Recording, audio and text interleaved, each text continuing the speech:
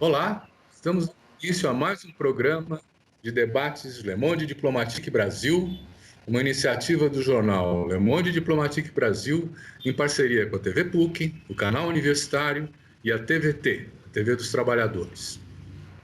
Hoje nós vamos tratar o tema do populismo das mídias sociais e os discursos sobre a Covid. Afinal, é uma gripezinha, é uma coisa letal, nós precisamos tomar cuidado, isso passa rápido. E por que esses discursos se estruturaram, né?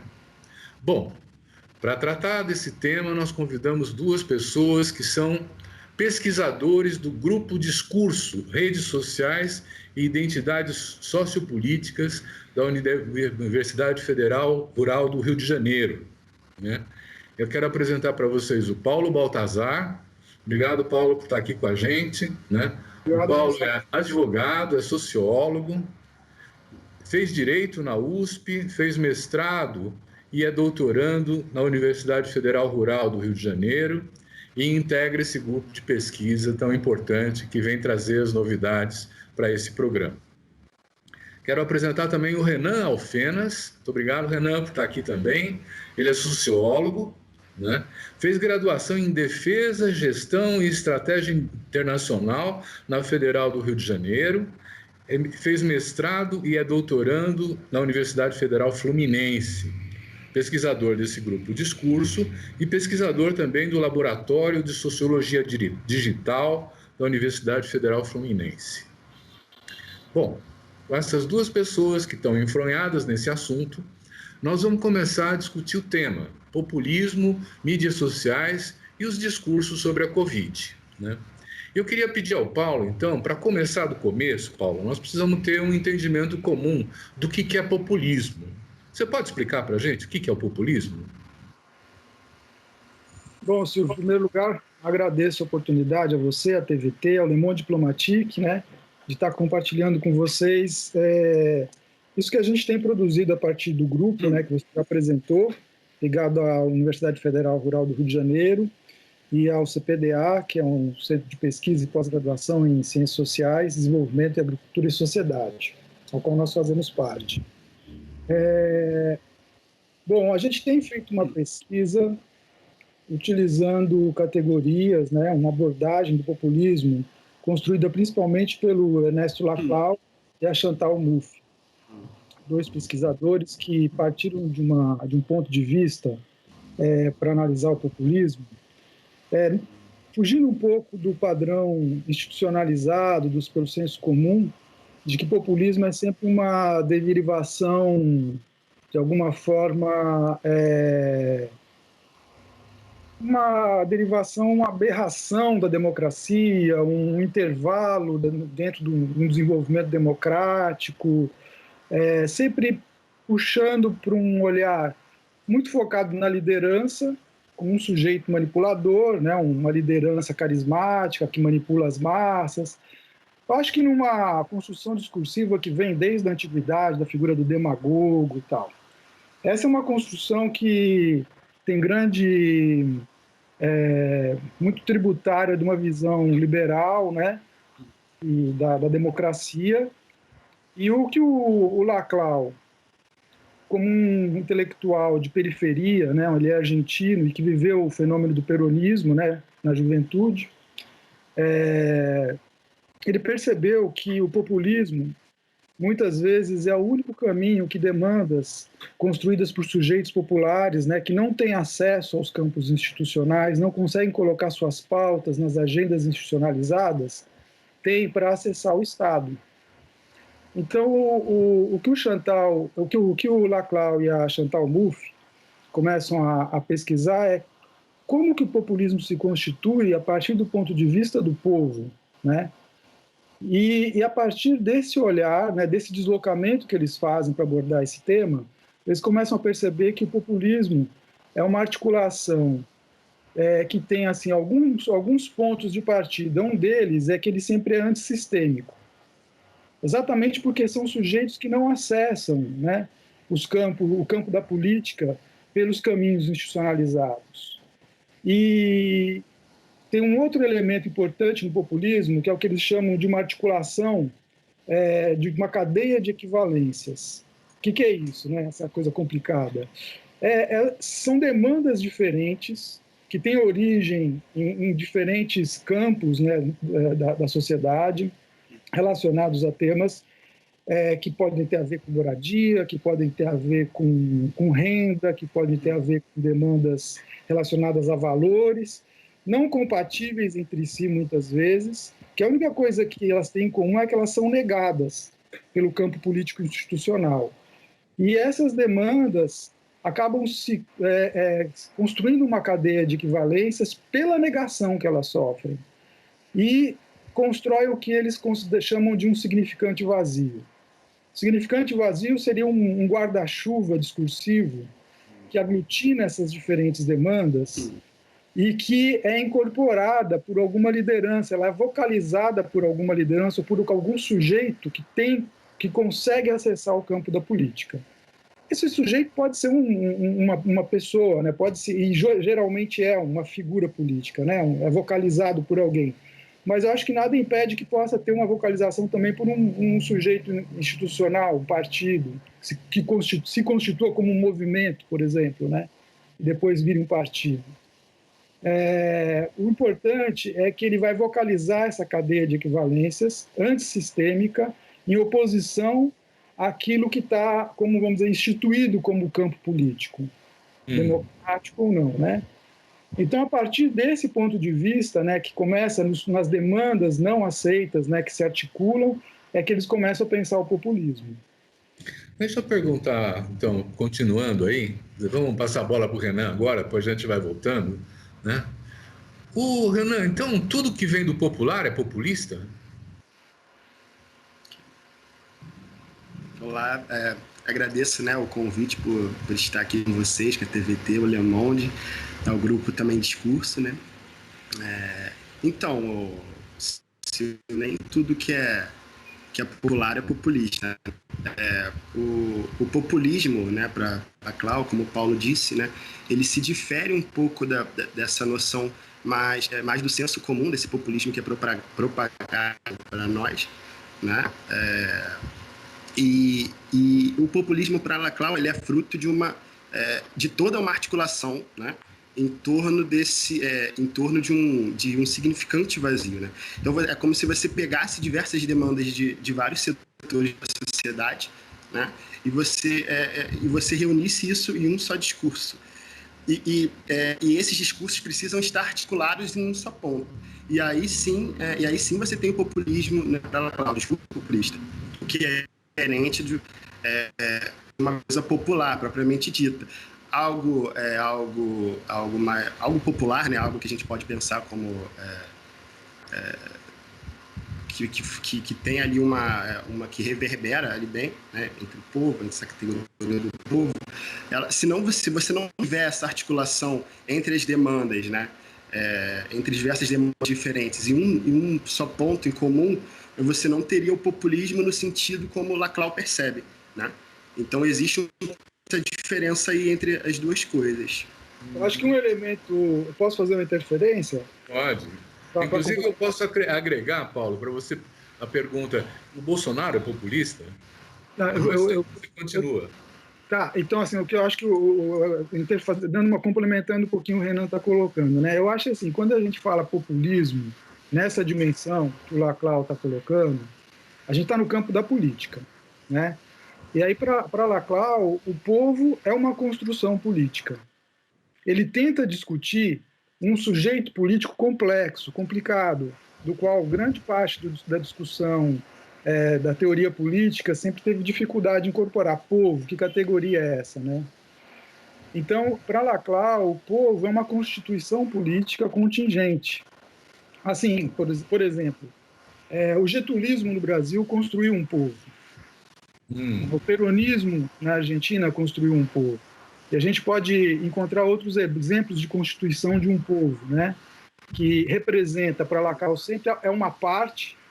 O povo é uma totalidade que se coloca politicamente como totalidade, como alguém que tem legitimidade para ocupar o Estado, né? Como uma totalidade, né? Mas é uma construção contingente. do ponto de vista da teoria em que a gente está trabalhando, né? Então, o populismo constrói um povo, na verdade, um sujeito político. Quando você fala de Bolsonaro, eu acho que a gente tem uma situação bem complexa assim, para avaliar.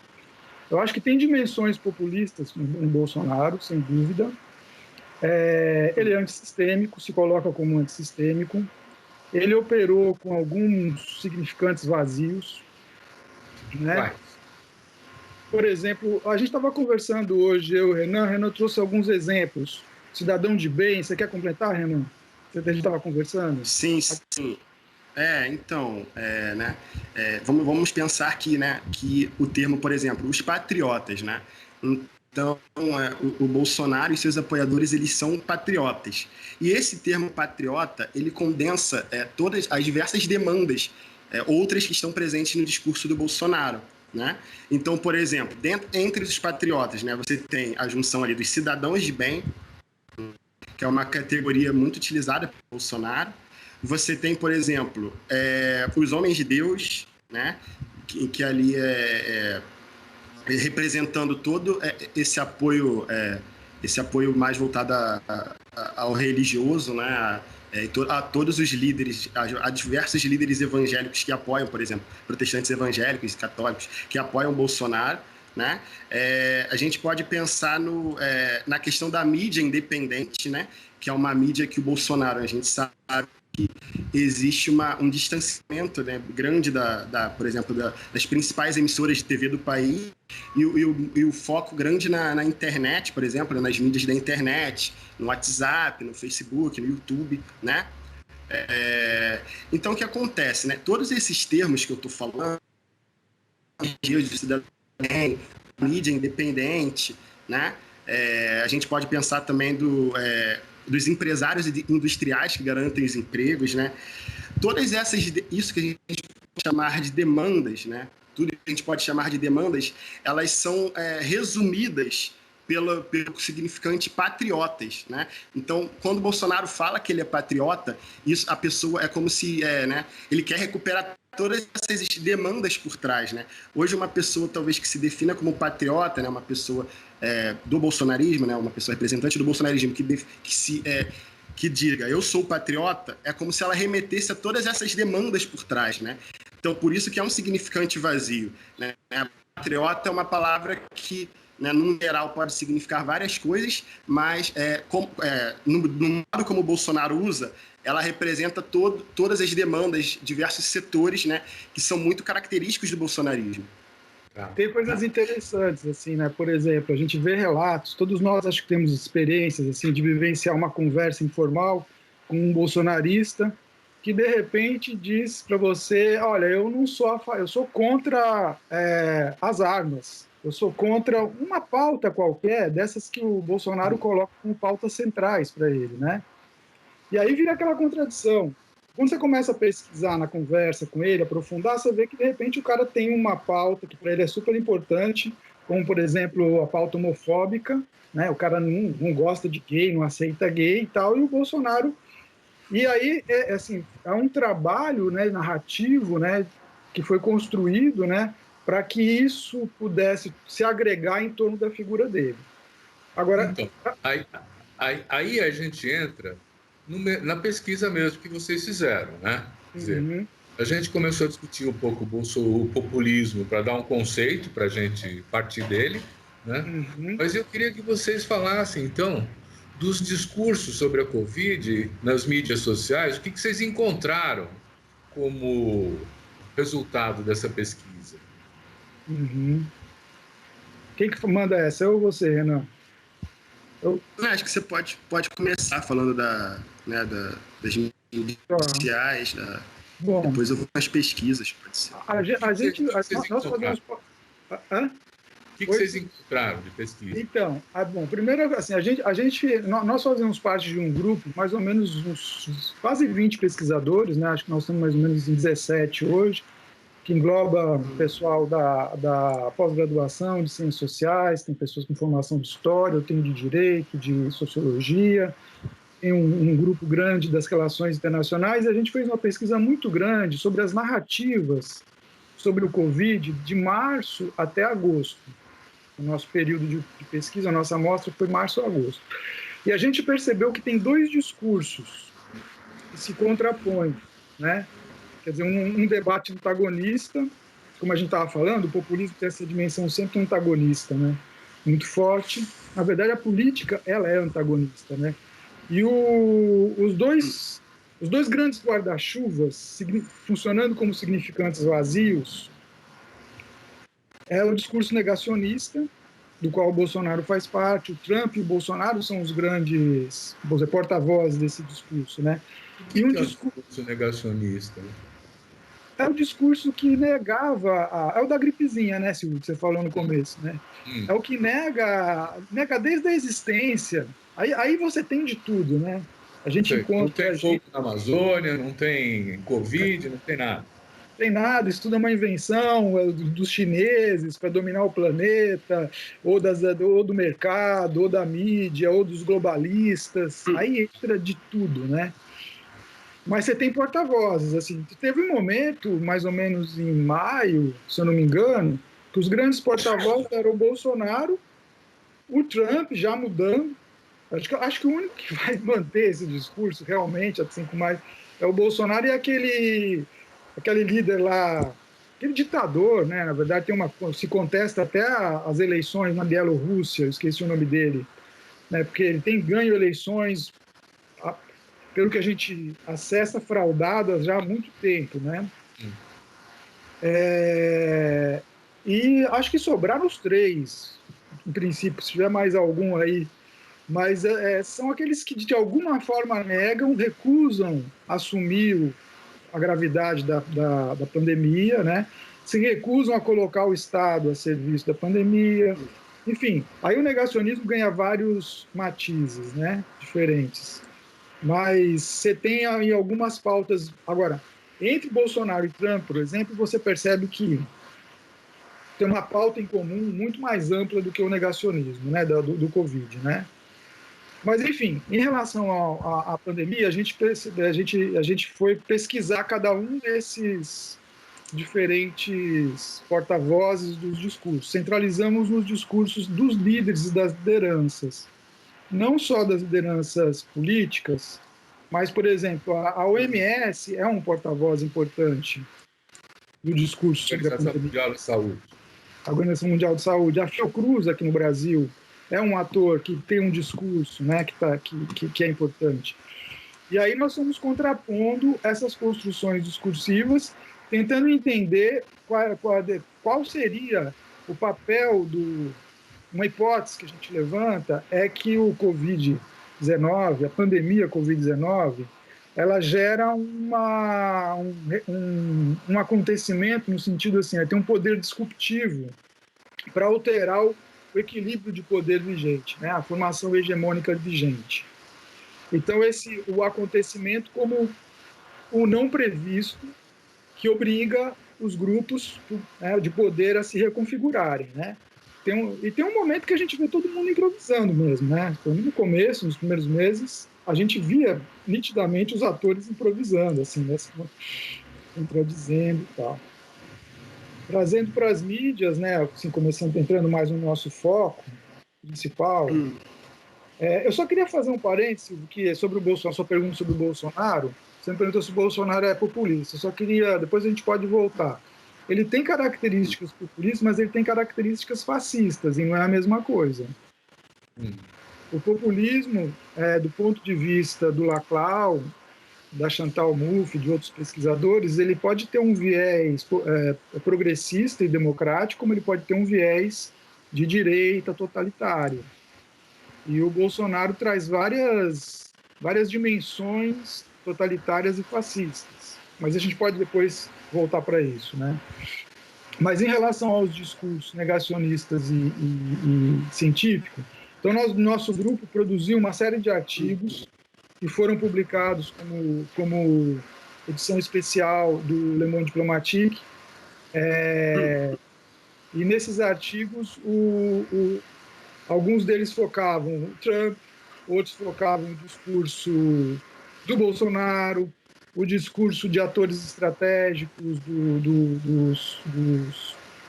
da União Europeia, né, da Rússia, da China, né, e de como esses discursos dialogavam e tal. Para nós, né, eu e o Renan, nós focalizamos em como que a mídia brasileira vinha tratando o Covid-19.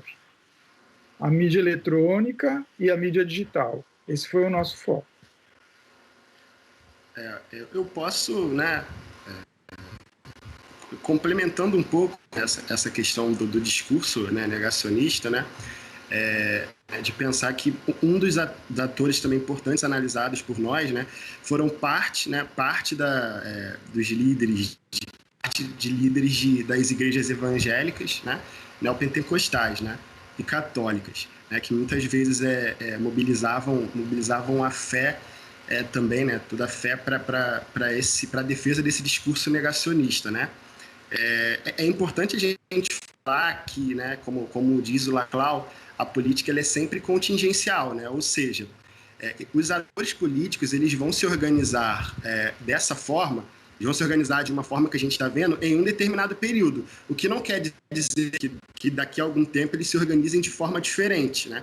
Então, nesse contexto, a gente tem que explicar que alguns líderes, por exemplo, religiosos, apoiaram esse negacionismo, né? Então, você tem aí esse campo negacionista, né, forte, como Paulo disse, Bolsonaro, Trump, e aqui também no Brasil, né, uma característica do Brasil também, né, das igrejas, né, e pensar um pouco também, né, uma das nossas análises foi pensar um pouco do tom, né, desses discursos, né. Então a gente via muitas vezes, né, no caso, como eu falei, os líderes religiosos apelando para a fé na defesa desse discurso, né. A gente pode falar que é um discurso que ele diz que a pandemia não é isso tudo, né. E que ele trabalha muito, né, como eu tinha falado, né, que o Bolsonaro coloca as mídias os maiores grupos de mídia como inimigos, né? Então, isso, né, na articulação em torno da pandemia, do discurso negacionista, faz com que eles digam que a pandemia é uma invenção da mídia, parte de toda a comoção com a pandemia é uma invenção da mídia, né? Como se a mídia não passasse as informações corretamente. Isso é que Bolsonaro, Trump e parte desses líderes religiosos diz, né? E se a gente pensar também, por exemplo, no tom, né, desse discurso, muitas vezes é um tom, né, um tom apelativo, um tom agressivo, né? E esse discurso ele muitas vezes coloca como se a economia tivesse separado da saúde, né? Isso é importante. Então, por exemplo, quando o Bolsonaro fala que uma coisa é essa, que a gente precisa gerar emprego, senão vai prejudicar, senão as pessoas não vão ter o que comer e tal. Isso é você dividir, né? Ele divide essas coisas. E já o discurso científico, né? Alguns líderes que a gente estuda do discurso científico, né? A gente pode pensar alguns governadores de estado, né? Por exemplo, o Papa, governadores como Flávio Dino, né? Como, né, o Dória, em parte, né? O Dória utiliza uma parte desse discurso científico, mas a gente pode pensar que o discurso científico ele tenta tratar, né, a economia e a saúde como se fossem uma coisa só, duas faces da mesma moeda, né? Então, por exemplo, se eu tiver muitas mortes, isso vai impactar na economia, né? Então, é uma coisa separada, vamos dizer, né? Então é isso, né? As medidas que muitos países tomaram, que muitos, né, que o Congresso Nacional, diversos partidos da oposição ao governo, né, tomaram, foi justamente o auxílio emergencial, que o Bolsonaro muitas vezes utiliza como se ele mobiliza o auxílio como se fosse uma ideia dele, esse auxílio dos moldes que foi, né? Só que isso foi resultado de lutas da oposição, né? E esse auxílio, justamente, nesse auxílio estatal, ele acontece justamente para que as pessoas fiquem em casa e para que fique resguardado, né? E é também uma tentativa de tratar a saúde e a economia como uma coisa só, né? Então, é isso. Então, existe um pouco essa separação no discurso negacionista, sabe? Vamos ir um pouco mais além. Quer dizer, quando vocês falam mídias sociais, eu lembro uma pesquisa que saiu recentemente que o brasileiro, em média, agora está vendo 6 horas de televisão por dia. Me impressiona. Em casa, né? E, além disso, tem o WhatsApp, tem o Facebook. Quer dizer, O que é a chave de interpretação de vocês? Passa por onde? Pelas redes, pela televisão? Olha, Silvio, a gente fez, foi interessante porque a gente fez duas análises sincrônicas, né, das mídias digitais no mesmo período, né, de como foi o comportamento e, vamos dizer assim, a evolução das interações com as mídias digitais e com as mídias tradicionais. Então, eu podia dizer para você, assim, que, em primeiro lugar, o que a gente encontra é muito mais continuidade do que descontinuidade entre essas duas mídias. As mídias, a televisão, pela primeira vez na história, passou a audiência da televisão foi maior. Como é que foi? Foi um dado histórico. A Globo alcançou, o Jornal Nacional da Globo alcançou indicadores que eles não tinham há muito tempo. Há muito tempo. Pela primeira vez, a televisão passou a mídia impressa no grau de confiabilidade. Sempre assim, em primeiro lugar, você tinha a mídia impressa, os jornalões como de mais confiança. Na pandemia, a TV passou os jornalões. Isso foi uma coisa interessante também. A mídia, outra coisa que a gente percebeu, a mídia tradicional, ela atua em bloco. No dia, a gente usou, a gente tem hoje, aliás, é importante a gente ressaltar, vários laboratórios de pesquisa, de universidades principalmente, mas não só, que produzem dados contínuos sobre o desempenho, né, a atuação das mídias. A gente acessou vários desses dados, né, dados que são atualizados semanalmente, né, para fazer as nossas interpretações. Especialmente, por exemplo, o manchetômetro da UERJ, você tem o DAP da FGV, que faz acompanhamento do Twitter, Instagram, WhatsApp, YouTube, né, de como é que estão sendo os acessos, os links, né, as publicações, os conteúdos, né, análise de conteúdo, entre outros. Aqui eu estou falando de dois, mas eu teria aqui um universo muito grande de fontes hoje, né, de como se comportam esses atores. Mas o que eu achei interessante, chamou a nossa atenção, foi que em março, até março, você tinha um comportamento, uma cobertura do Covid. Na verdade, até fevereiro. Os assuntos... a Covid era abordado como um problema econômico. E como é que a economia ia lidar com isso? Ia chegar aqui de alguma forma, e como é que teria que ser o comportamento. Mas a pauta principal dos grandes jornais eram as reformas, né? Quando chega no mês de março, duas coisas acontecem ali. Você tem a OMS declarando a pandemia global, né? Foi naquela transição de fevereiro para março, não me lembro a data exata disso. A pandemia chega com peso na Europa, não é mais uma coisa que está lá na Ásia, chega na Europa e vai chegar no Brasil e vai chegar nos Estados Unidos. E quando chega mais ou menos por volta do dia 20 de março, é decretado as políticas de isolamento no Brasil. Mas antes disso, logo nas primeiras semanas de março, os editoriais mudam radicalmente. Os editoriais do Globo, da Folha e do Estadão, que são indicadores das políticas, né, de cada um desses grandes veículos, grandes grupos, né, de mídia, na verdade, eles passam a defender o SUS. Você tem artigo do Globo, no final de março, defendendo o SUS, defendendo a intervenção do Estado, dizendo que o Estado tem que tomar medidas, ou seja, assim, colocando, vamos supor que esses veículos sejam os porta-vozes do mercado. Mas só uma suposição que a gente faz. O mercado está dizendo, olha, o problema é do Estado, o Estado tem que resolver. Inclusive as empresas também, né? Inclusive as empresas precisam de suporte para os... Né? Então põe o SUS para o povo e põe ajuda... E é de uma forma... E o comportamento da mídia tradicional, se a gente for pegando mês a mês, ele é muito em bloco, Silvio. Ele é muito... Sabe assim, você tem nuances, né? Na relação com o Bolsonaro, você tem nuances na relação com o PT, mas assim, o forte mesmo do posicionamento é um posicionamento que migrou de um negacionismo economicista, vamos dizer assim, para um discurso científico. Então a postura passa a ser um discurso científico, no sentido de proteção da vida e demandando a presença do Estado. A pauta das reformas e das privatizações saem, né, do cenário e só vão começar a voltar agora no segundo semestre. Em agosto, quando os últimos dados que a gente levantou em agosto estavam começando a retornar às pautas economicistas. E uma coisa que é interessante a gente destacar porque quando a gente começa a analisar a mídia digital, a gente fica pensando logo nos últimos 2 anos, né? As mídias digitais, o papel delas na eleição do Bolsonaro, do Trump. Mas, assim, as mídias digitais são extremamente dinâmicas. Se a gente for pensar um pouquinho mais lá atrás, até 2014, 2013, 2014, as mídias digitais não eram polarizadas.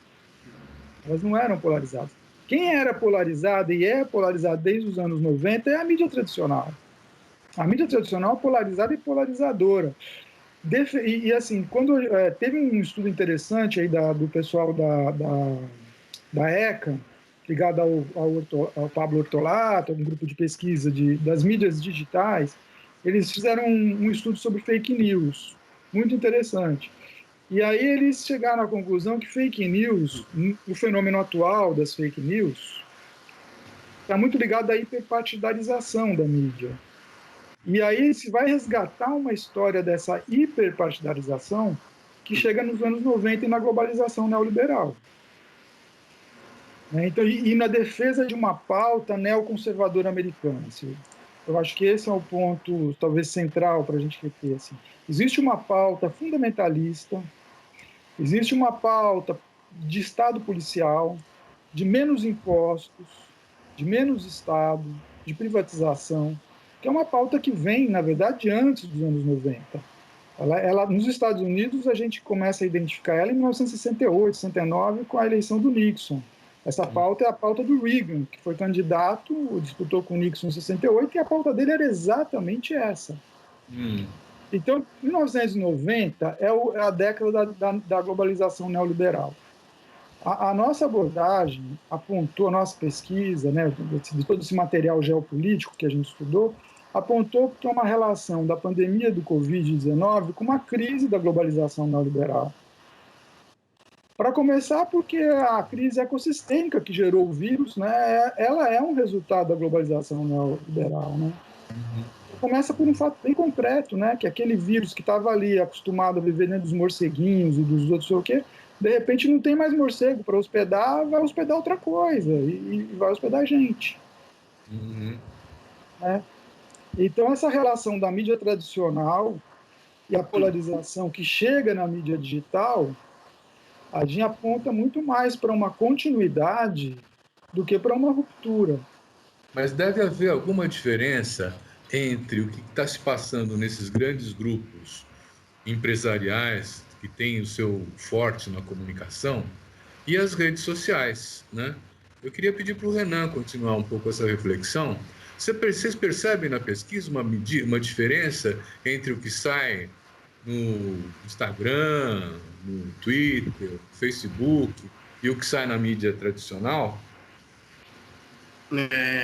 Então, Silva, explicar um pouco que, por exemplo, né, as mídias sociais, que a gente pode, né, colocar aí nesse meio, o YouTube, o Instagram, o Facebook, o WhatsApp, né, isso que a gente chama de mídias sociais, elas, por muitas vezes, elas funcionam interligadas, não é? Então, por exemplo, né, pensando primeiro no mecanismo de funcionamento dessas mídias, né? Então, muitas vezes, quando eu utilizo, por exemplo, eu te mando uma mensagem no WhatsApp, né, por exemplo, eu te mando um vídeo no YouTube, né, ou uma postagem no Facebook, né? Então, a gente tem que pensar que essas mídias elas são totalmente interligadas, né? Nisso que a gente pode falar de um verdadeiro ecossistema, do verdadeiro ecossistema mesmo, né? Assim como é ecossistema, né? É natural que todo mundo conhece, né? Existe um ecossistema digital ali, onde a informação circula por meio de várias mídias. Em alguns casos, até mesmo utilizando a mídia de massa, né? A televisão. Então, por muitas vezes, uma coisa da televisão vai para as redes, né? O que a gente fala, né? Então, sei lá, se a gente pensar numa eleição, um debate, né, político, muitas vezes vai para a rede e circula nas redes, né? Por exemplo, um discurso do Bolsonaro, né? Vamos pensar, né? Então, negacionista. Se eu recebo, né, uma mensagem, né, me passando uma notícia de um amigo meu, de um parente meu, e isso tende a me passar uma certa confiabilidade, né, daquela notícia, né? E aí o que acontece, né? O bolsonarismo, né, como um todo, ele se beneficia muito disso, né, do WhatsApp e tal, muitas vezes para passar, por exemplo, conteúdos negacionistas, né? Porque você aproveita de uma rede que você tem essa confiabilidade do amigo, do parente. A mídia de massa, né, as emissoras de TV, né, as grandes emissoras de TV, elas têm recuperado um pouco, né, de uma confiabilidade, né, principalmente por causa do discurso científico, né, e é como se, eu acho que aí, se a gente for pensar, né, no que, né, pensar também nesses resultados, né, do que o discurso científico trouxe para a questão do cenário político, de apoiadores, né, desses atores políticos, né? Compreendendo aqui, no caso, as grandes mídias como um ator político, as mídias políticas elas ganham uma espécie de popularidade ao reproduzir esse discurso científico, né? Então, da mesma forma como isso acaba afetando diversos atores, né? A mídia, os governadores, né? O presidente, isso afeta de várias formas. Depois a gente pode falar um pouquinho sobre isso, né? Mas é isso, só para fechar, é isso, né? A mídia de massa, ela tem atuado, né? Durante a pandemia, ela tem atuado mais de forma a produzir esse discurso científico, e quanto à mídia digital, as mídias sociais, né? Elas são mais abertas. A gente sabe que o discurso negacionista se apropria muito das mídias e usa como ninguém, né? Os grupos que aderem a esse discurso negacionista, eles utilizam as mídias sociais como forma fundamental para que suas ideias percorram, né? A gente pensar que isso abrange outras coisas, né? Esse discurso, por exemplo, o negacionismo da ciência como um todo, os ataques à universidade, né? Tudo isso a universidade pública, tudo isso que constitui bolsonarismo como um todo, né? Muitas vezes para fake news, elas se unem ao discurso negacionista, né? Que é algo particular né? Pensando só em termos de pandemia. Né? As mídias, eles usam muito bem as mídias sociais nesse sentido. Eu queria, no entanto, fazer uma observação, Paulo, para você continuar a reflexão. Uhum. A pergunta é: TV Record, SBT estão mais alinhados com o governo Bolsonaro, estão recebendo mais verbas públicas, né? A Globo está passando a pão e água, né? A Band também não está. Vocês estão tratando o comportamento dessas emissoras como igual? Veja só, Silvio, a gente pesquisou um período que foi de março até agosto. Nesse período, eu posso dizer que todos eles trabalharam mais, vamos dizer assim, o mais próximo possível, considerando os compromissos de cada um, em torno do discurso científico. Sim. Mesmo a Record, que não faz oposição, nunca fez oposição ao Bolsonaro, não criticou o Bolsonaro por causa do negacionismo dele e tal, mas colocava conteúdos no ar, trazendo mais a dimensão de superação e sofrimento de superação das famílias que estavam sofrendo com o Covid, né? Mas não assumiu o discurso negacionista naquele período. Uhum. Pontualmente, algum apresentador e tal possa ter, mas assim, não se identificou, né, dentro do que foi levantado, nenhuma emissora que tenha assumido o discurso negacionista como sua pauta institucional. Sim, tá? Então, nesse sentido, eu acho que a resposta é se comportaram como bloco, sim. Uhum. Mas aí a gente estava assim, com foco nas mídias digitais, né, que a gente estava falando. Vai em frente. Tá. Então, a gente tem, sem dúvida, um sistema, vamos dizer, tecnológico, né, construído para o consumo, em que aquilo que provoca mais views, mais tempo grudado, né, assim, o dono da Netflix diz que o grande inimigo da Netflix é o sono, né? É o sono das pessoas. Quer dizer, o objetivo é manter você o mais tempo possível gerando dados, porque aquilo ali é trabalho seu que está sendo apropriado de graça e sendo colocado no mercado. É mais valor que a gente está criando sem receber nada por isso. Por isso que, assim, nada de espantar o Elon... Como é que chama o dono da... Elon Musk, né? Mas, ele querer colocar a banda larga para o mundo inteiro, né, de graça, né? Ou daqui a pouco vão distribuir celular de graça e computador de graça para a gente, porque assim, a gente precisa estar conectado para gerar valor. Mas aí, continuando no algoritmo, tá, para a gente não perder o fio da meada. O algoritmo é um roteiro, lógico, que te leva para determinados lugares, aleatório e opaco, né, como vários pesquisadores dizem, né? Esse é um programa, né? É um programa. É um programa político também, né? Como você tem um programa no partido, você tem um programa ali que te programa para te levar para determinados lugares, né? Que te propõe. Manter você conectado implica te manter emocionalmente vinculado. Então, tudo que é sensacionalista, né?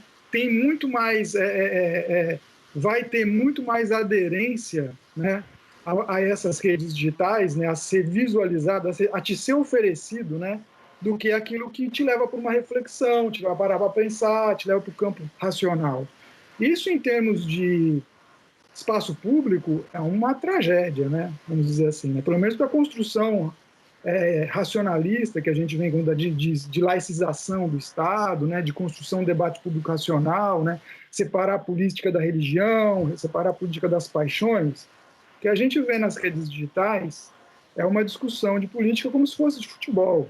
Eu sou desse grupo, você é daquele, então, sabe? E aí tem um outro elemento também importante para a gente considerar em relação a essa questão dos algoritmos, é que a lógica dos algoritmos é te dar mais do mesmo. Sempre será. Eles entendem o que a gente gosta e nos dão o que nós queremos, né? Então sempre será mais do mesmo. Então se você vai se vinculando a uma rede, né? uma rede de acessos, né? Uma sequência de acessos sensacionalistas que falam de violência, ou de morte, ou de tragédias e tal, o algoritmo vai te mostrar mais daquilo, vai te mostrar mais daquilo, porque não é só porque ele quer te vender, mas é porque ele quer se comunicar com você.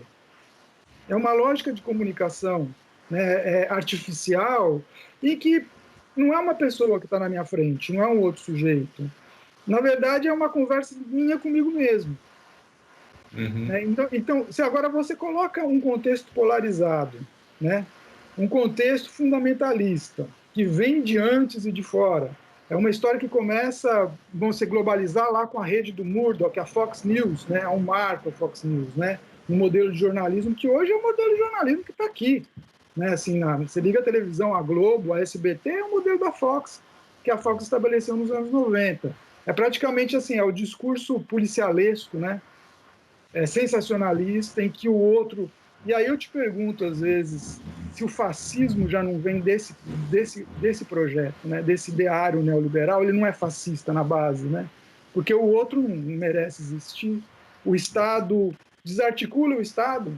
Quer dizer, assim, eu quero o Estado para mim, mas eu desarticulo e desmonto o Estado.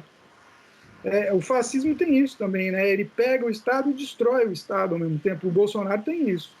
O Bolsonaro tem o viés fascista sob várias dimensões, né? Então, essas contradições que já vinham antes, o que a gente vai percebendo que é uma continuidade que invade o digital na medida em que o digital se amplia, né, na sociedade, né? A experiência digital vai se ampliando e a gente não pode ter uma perspectiva de que ela não continue a se ampliar, né? E aí, como nós vamos fazer com a política? A pergunta que se coloca, e eu queria só, antes de concluir, colocar uma coisa. O digital traz um outro desafio, porque quando ele inclui no debate político sujeitos que coloca perguntas que não eram colocadas para esses sujeitos e que eles vão responder com vamos dizer assim, o repertório que eles têm. Então, você coloca perguntas políticas e as pessoas respondem com repertório ético-moral. Porque o repertório ético-moral ele é comum à sociedade, mas o repertório político, a discussão das agendas políticas, das agendas setoriais e tal, ele não é comum. Ele nunca foi democratizado, na verdade, né? Ele sempre, desde que a democracia liberal se institui, no século XIX, 18 para 19 começa, ele nunca foi democratizado realmente. E o digital nos põe esse desafio, né?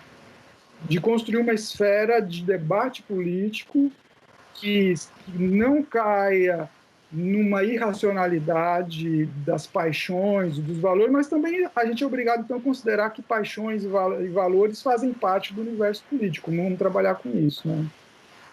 Renan, vamos pensar uma coisa. Nós já estamos sendo dominados pela inteligência artificial nesse sentido? Ou o que vale são ainda as opiniões, o conteúdo das falas? Olha, minha opinião é o seguinte: eu acredito que as coisas elas funcionam de certa forma juntas. Como eu falei, é impossível que a gente pense a difusão de tais conteúdos, né? A gente pode até pensar, por exemplo, conteúdos os terraplanismos, né, da vida, né? A defesa de que a Terra é plana, né? Coisas absurdas do tipo, né? A gente tem que pensar a difusão dessas informações atreladas às mídias sociais, que infelizmente, né, acabam dando espaço de discurso reverbere, justamente tendo em vista o que o Paulo falou, né? De que o que essas mídias sociais, você passa mais tempo em frente a elas. E, infelizmente, o absurdo ele chama atenção, né? Então, ele chama atenção para que você abra o vídeo, o cara que está dizendo que a Terra é plana, sabe, isso te chama, né? Chama que a pessoa clique e abre aquele vídeo, né? Então, eu diria que é isso. Eu acho que a gente tem que afastar o sentido de a internet, as mídias por si só, elas são ruins, né? Não é isso, não é nada disso. Só que o discurso, ele funciona junto, ele se aproveita das estruturas comunicacionais. Eles, assim, às vezes não tem como pensar um sem o outro. A gente tem que pensar sem juntos e as suas relações. Tá. Ô, Paulo, eu assisti o Dilema das Redes também, né, que mostra um pouco essa manipulação da mídia, né? E uma das coisas que me chamou mais a atenção, não no filme, nas informações que vem chegando, é que, por exemplo, durante a campanha eleitoral, tem um rapaz que está assistindo no telefone um jogo de futebol, né? E entra uma fala do Bolsonaro, assim, do nada, né? E a partir daquela fala do Bolsonaro, o algoritmo vai buscando coisas similares e ele começa a receber mensagens de grupos de extrema-direita que eram absolutamente marginais na internet, que são agrupados em torno do Bolsonaro pela identidade e radicalização da fala, né?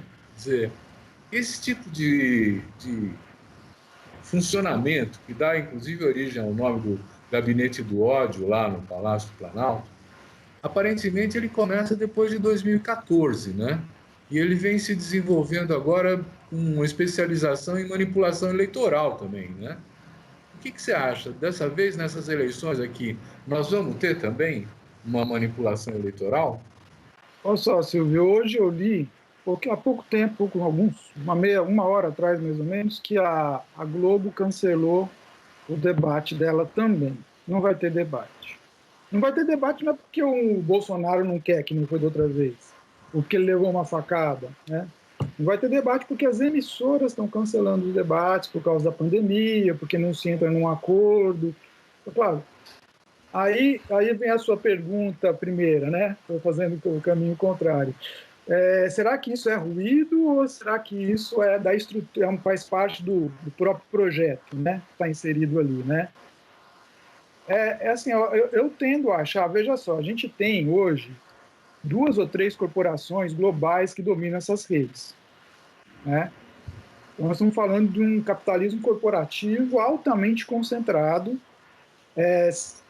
e dentro dessas 3, se você pegar Facebook, se você pegar Google, qual que é a outra grande? Facebook, Google, Amazon. Se você pegar mais algumas dessas, se for ver quem são os acionistas, hoje eu estava assistindo uma palestra do Marcos Dantas, que é um pesquisador que faz parte do Comitê de Internet, pesquisa há muitos anos o mundo digital.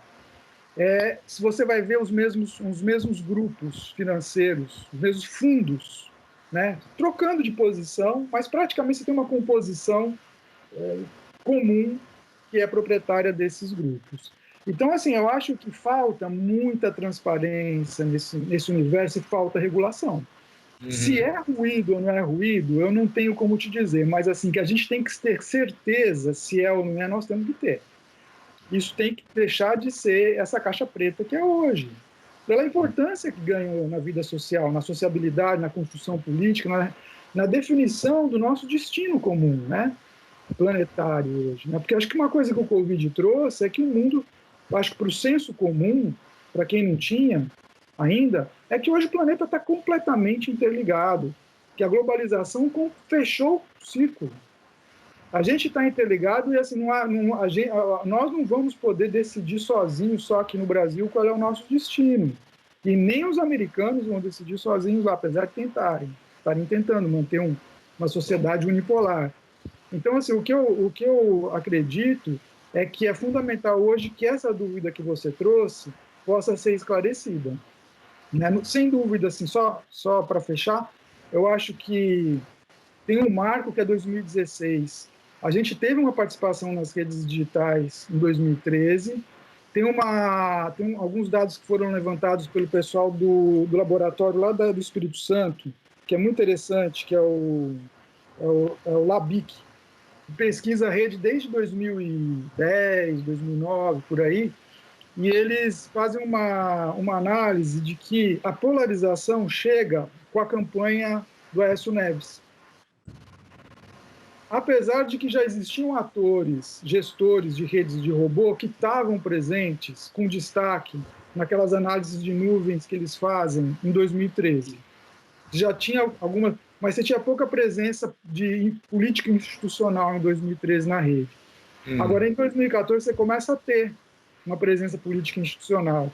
E tem uma coisa que o Márcio Postman falou logo depois da eleição, é que falou assim, dessa vez, o que está acontecendo diferente é que sempre na eleição há polarização. Só que dessa vez a polarização não acabou. A polarização continua. Ou seja, os robôs continuaram ligados. Né? Não só os robôs, mas vamos dizer assim, as ferramentas... Isso depois de 2018, né? Não, isso depois de 2014.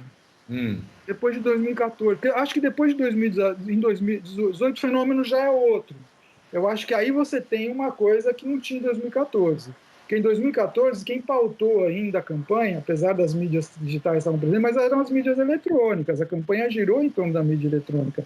Em 2018, o Bolsonaro deu uma banana para a mídia. A campanha do Bolsonaro nas mídias eletrônicas era ridícula. Ele não tinha campanha praticamente. Né? Na verdade, ela funcionava pela aberração semiótica que ela era. Não sei se você lembra a campanha dele na televisão. Né? E ele gerando assim, declarações, sempre controversas, tal, acionando aqueles significantes vazios que o Renan trouxe. Que a gente poderia aprofundar um pouco isso. Mas ficando nas mídias, eu acho que a partir de 2014 você começa a ter a polarização do mundo digital. 2016 isso já é nítido, e o modelo que elegeu o Trump é o modelo que elegeu o Bolsonaro, né? Que a gente tem toda essa questão que a gente levanta hoje, se não existe um movimento internacional, aí surgem figuras como Steve Bannon, né, como mentor de um exército de mercenários, de hackers, para alavancar candidaturas, né, e lideranças de direita neoconservadora, né, ultraconservadora, na verdade, né, que, no fundo, é desdobramento da pauta neoconservadora americana. Olha, nós estamos chegando no final do nosso programa, viu? Passa rápido isso, né? A gente nem vê. Eu queria pedir a vocês 1 minuto de cada um, né?